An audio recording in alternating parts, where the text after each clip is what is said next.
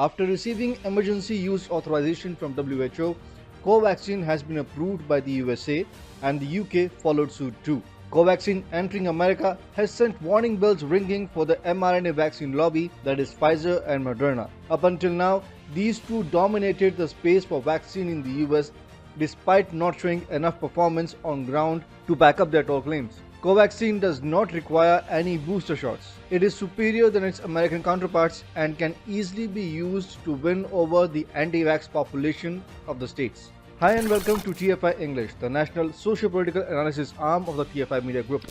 I'm your host Piyush, and in this video I will talk about the US finally approving Covaxin and how this development will affect Pfizer. Let's begin.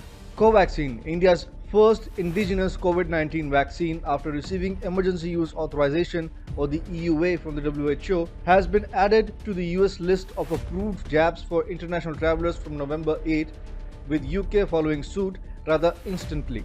USA's Centers for Disease Control or the CDC has granted approval to FDA approved or authorized or WHO emergency use listing vaccines. With Oxford AstraZeneca developed Covishield already on the list, Covaxin is the second entrant, which will now allow Indian travelers to enter the US without any fuss. After months of dilly-dallying by the WHO in granting the approval, the floodgates have finally opened. Covaxin is well on its way to providing the entire globe and its population a safe, reliable and affordable vaccine.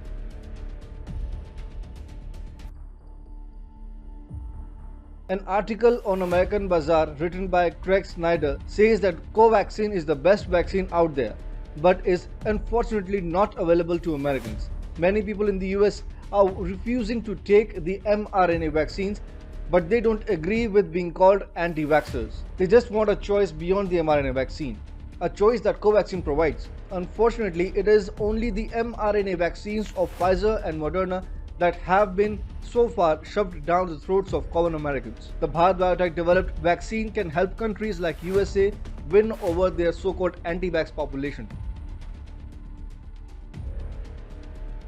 Covaxin has been manufactured using a live virus, that is, using a manufacturing process that has been used in childhood vaccines for polio and other diseases for decades. Succinctly put, Covaxin is the best vaccine out there to address the hesitancy of millions of Americans with respect to the mRNA vaccines. Moreover, the two mRNA vaccines are incredibly expensive, which the poor, underdeveloped countries cannot afford.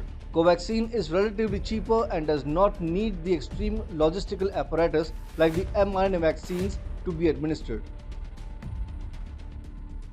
Moderna costs around $32 to $37 and the Bharat Biotech's Covaxin costs merely $3 to $5.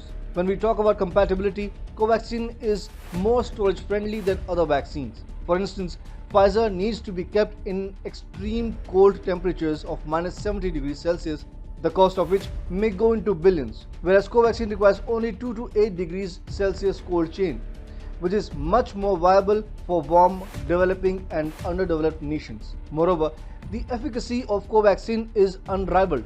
Compared to other publicly available data, it shows the best neutralization titers against the variants of concern, that is Delta and Beta, and even outperforms on those measures compared with people previously infected with the original COVID-19 strain.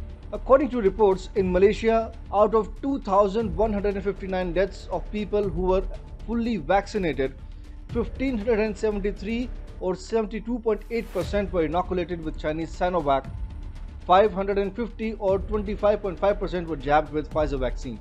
The world is desperate to break the duopoly of Pfizer and Moderna. Reportedly, the COVID-19 death toll in USA this year has already surpassed the number of fatalities in 2020.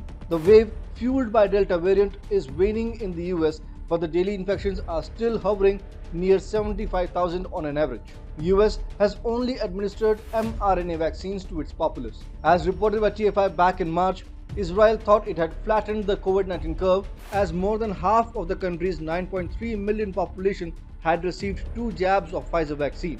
However, things went quickly down the hill thereafter as another bout of massive infection numbers started to spurge. As a result, countries started tagging Israel as a high-risk destination for travelers.